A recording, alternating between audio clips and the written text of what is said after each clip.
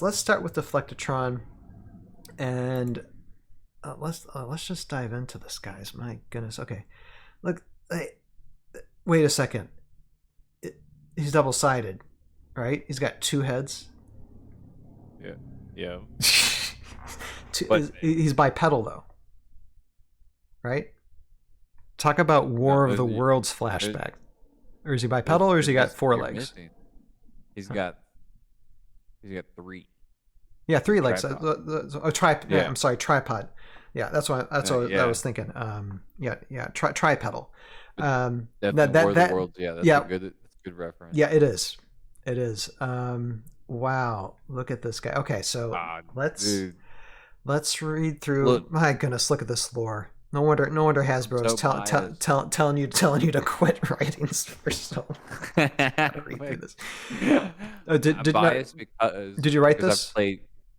No, this wonderful piece of work is Dandelion's piece. Okay. Huge shout out, because I've actually saw some discussion in the I want to say it's in your Discord. Someone was talking about it. And I thought it was really neat that someone had already called attention to one of the cool bits, but I'll let you read it first. Yeah, let's go through it.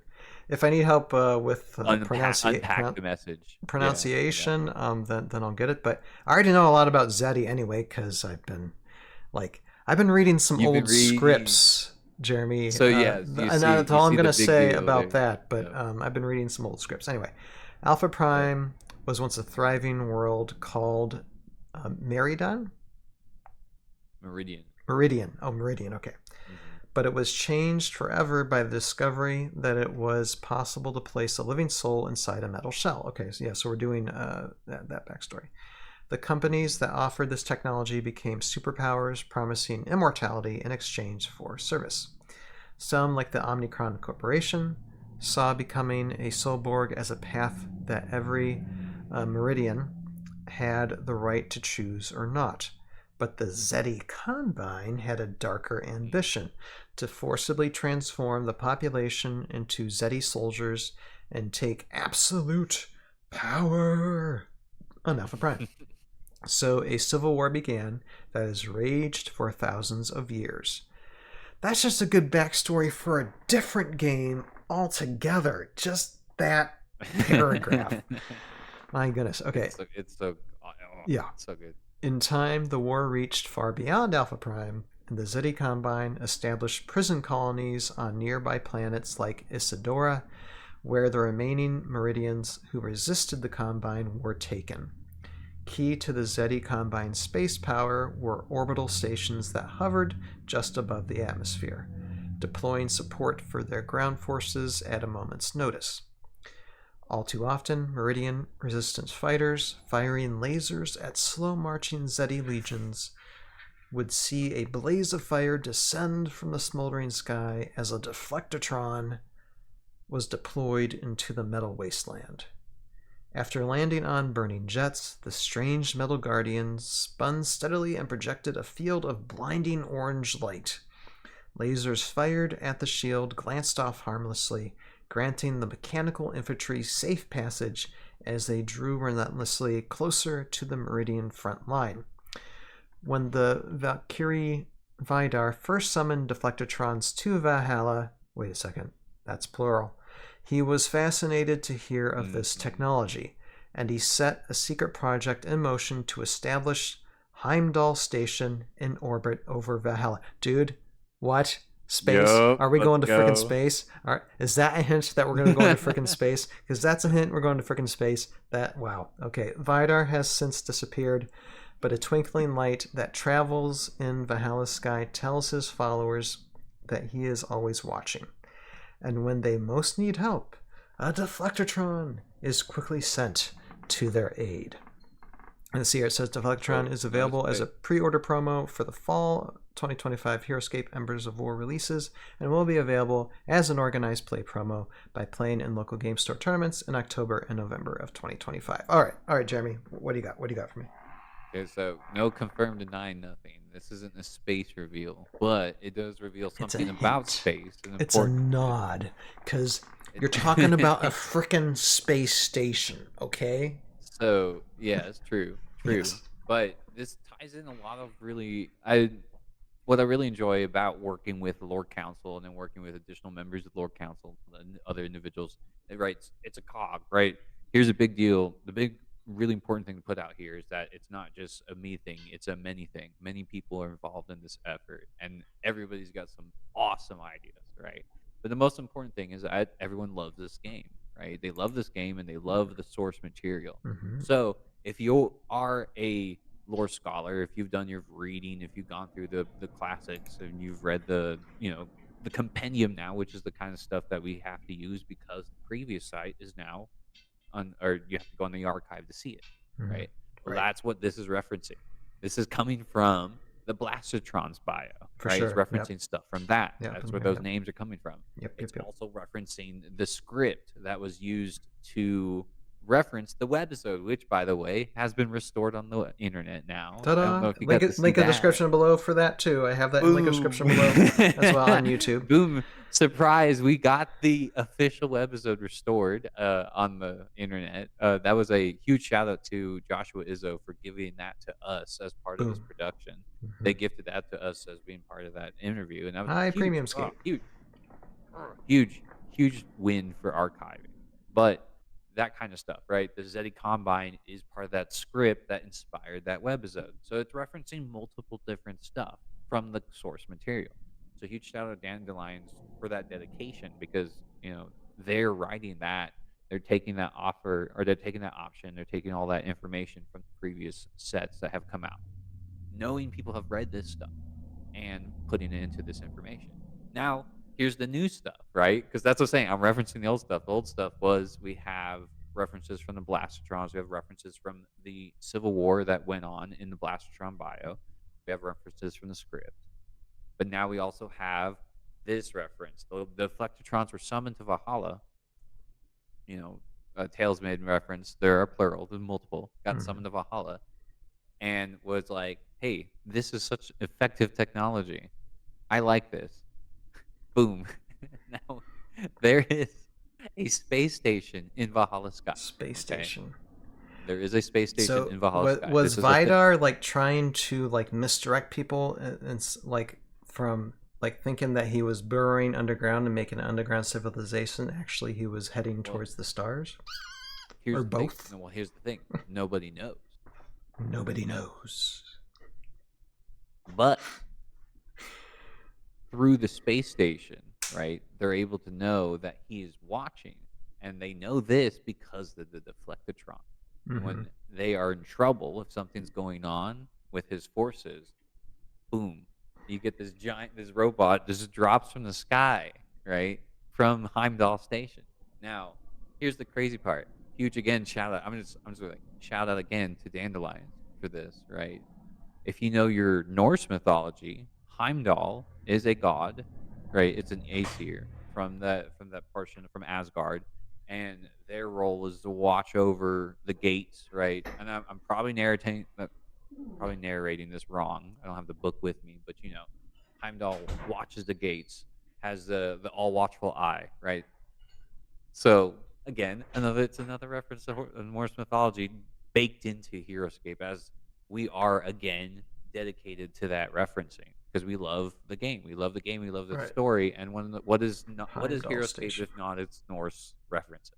So there's one already baked in. It's a lot of info for 4 paragraphs. It really is. Right? Yeah. And look at that guy. Work, right? Look at that guy. And okay, I need many. Real quick shout out just to Premiumscape saying, "Hey, I'm late." Hey, Premiumscape is never late, never early. Premiumscape arrives precisely when they mean to. And Justin is saying Jeremy is here. Yes, and hi Justin to you.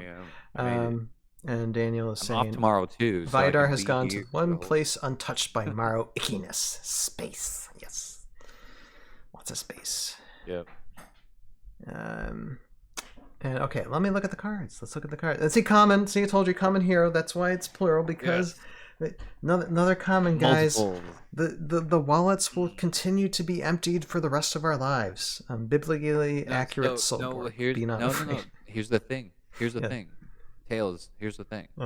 the Deflectatron is not just a pre-order bonus; it is also an OP bonus. What does that mean? So, Oh, okay.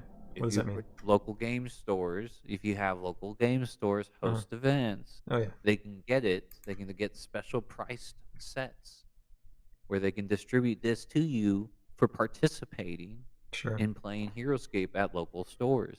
It's a prize for participating at local stores. You just got to get that Participation effort going, trophy. which isn't.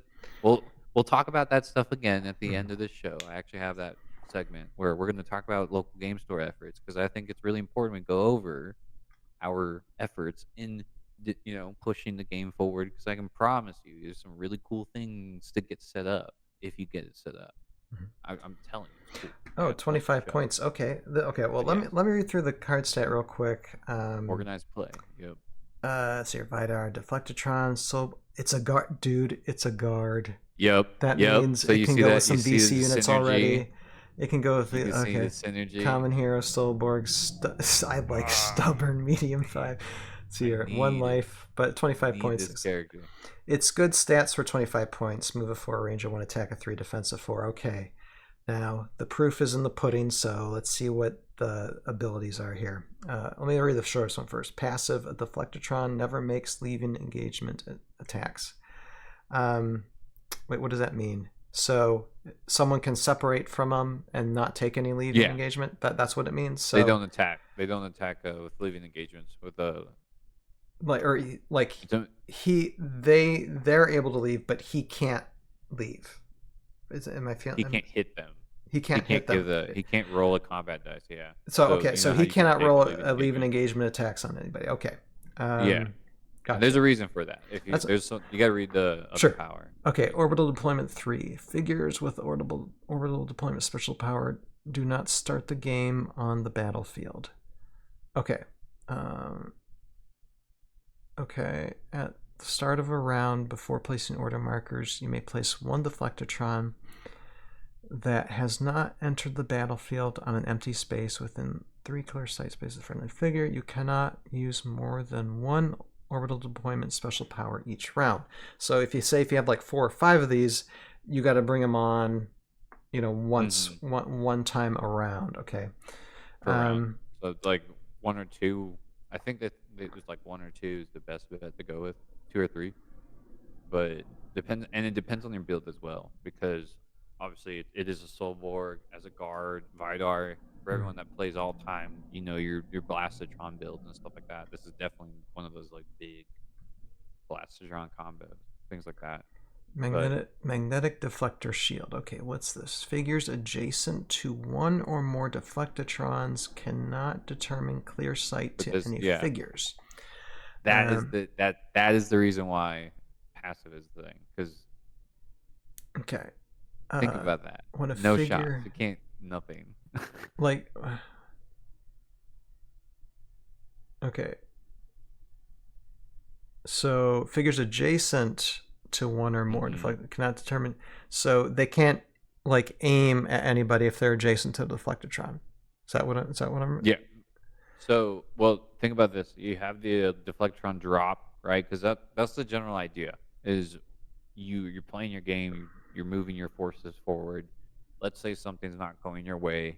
I'm guessing you're under heavy fire or something like that. Something they got tight before you were able to get to where you need to be.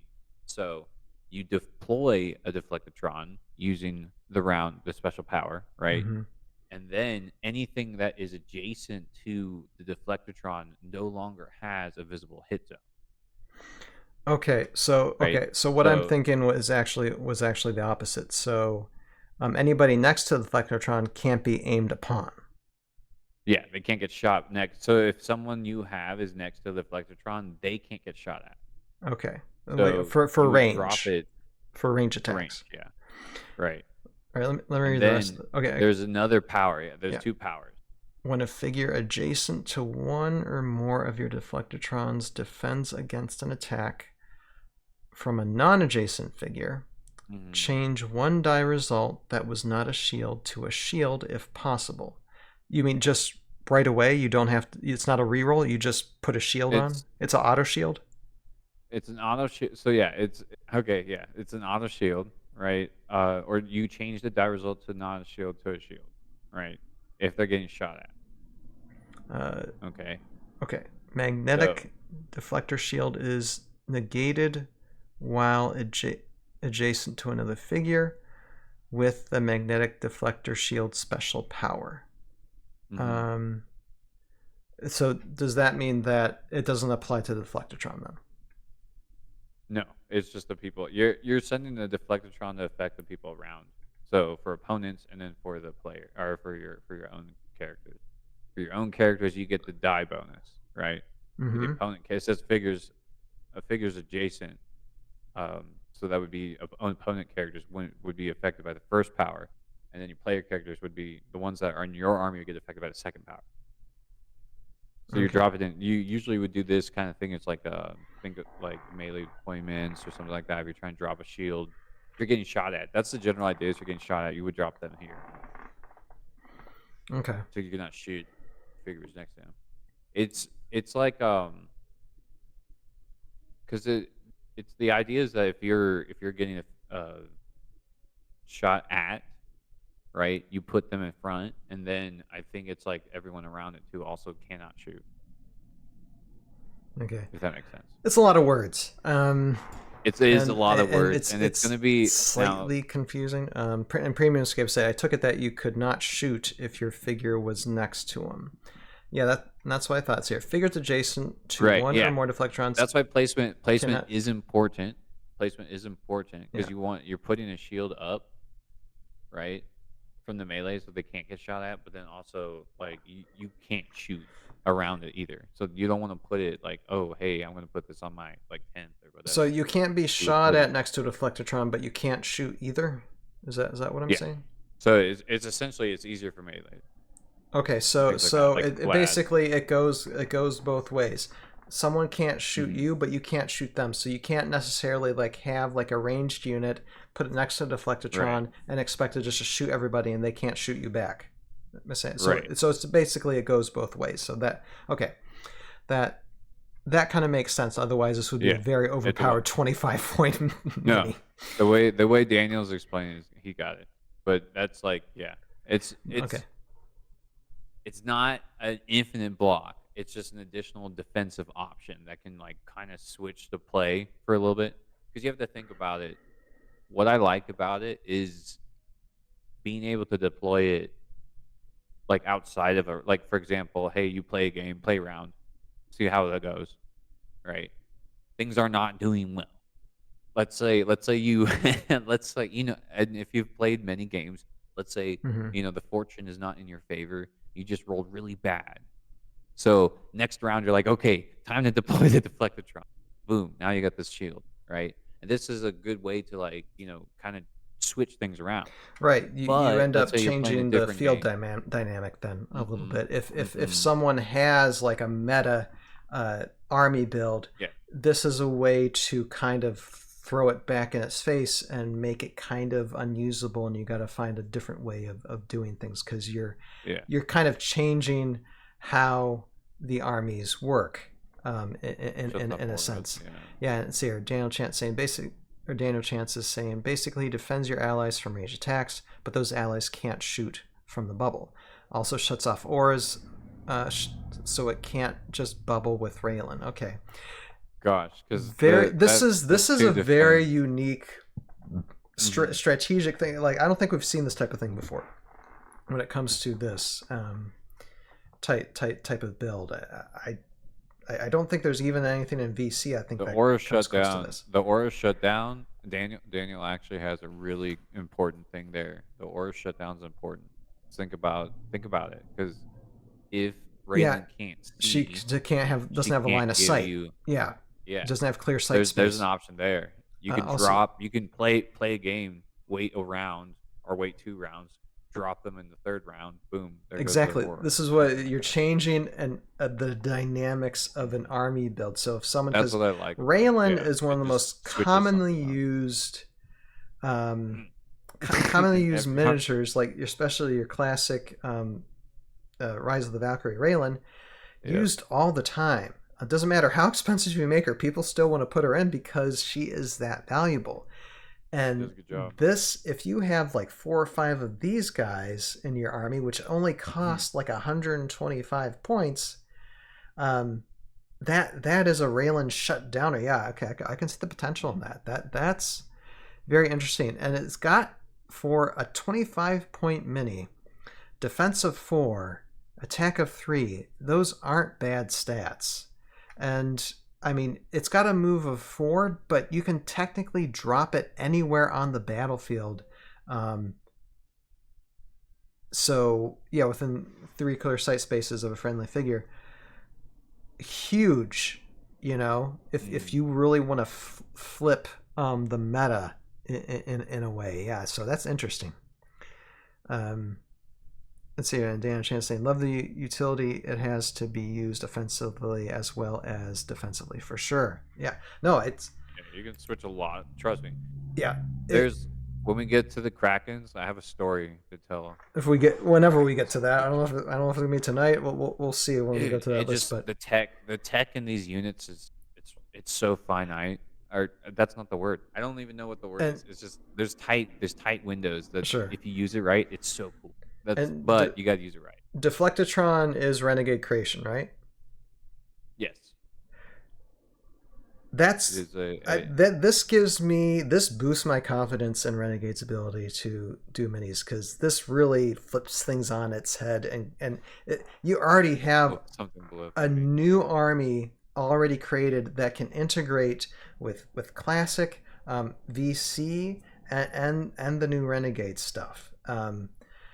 And yeah, premium scale. Plus, we needed something below 30 points for contemporary. It's fair. It's too funny. Fair point. But yeah, no, 25 points. That is, I mean, Delta might change that, because I think these will end up being like a Raylan army crusher, probably. Depending on, we need to see how they play. We need to play them out, but. I mean, I love my commons, especially like these particular common heroes, which wipe out the meta and really kind of change things around. So, nice. Okay, this is what makes me look forward to what is going to be happening new. If this is what we're already seeing thrown out there, what else will there be like now and in the future? Oh my goodness, yeah. Okay. Keep on building fun stuff like this, because this is definitely a strong, great possibility of what things can be like in the future. And if this is what's being created, then it's got a thumbs up from me, and holding back on the 2 thumbs up just because I haven't played it yet. But this one's definitely a fun thumbs up, because this could really change things. I still gotta give them a run. My local and Daniel Chance to give them a try. Daniel Chance is saying these guys seem really fun with Hopatrons in VC2. Yeah, well, there are guards, so they can go with like was it Crypt Guardians? I think, yeah, Crypt Guardians, because Crypt Guardians go with guards too. Has Guardian leadership. Too. Yep. So there's all kinds of fun you could have with these. Yeah, you could drop Tuck and then have this guy drop next to her. The possibility to endless. It's crazy, and we could stick with this all night. But I do want to close this one out. So this is taking a look at. This is just our first one, guys. Vidar, Deflectatron. So many cool things. It's like a shout out to War of the Worlds with the tri-pedal thing. There's just so much here. Wow. Okay. Yeah. Looking forward to seeing what this Solborg has in the future. The design just looks fun too. Not gonna lie. Yeah. It looks fun. And I'll say this. If you get a movie reference vibe at all, it's intentional. That's intentional. For sure. That's the whole point. Heroscape. We gotta love pop culture, guys. The references. We gotta love pop culture. It's always been about the references. Trust me. Absolutely.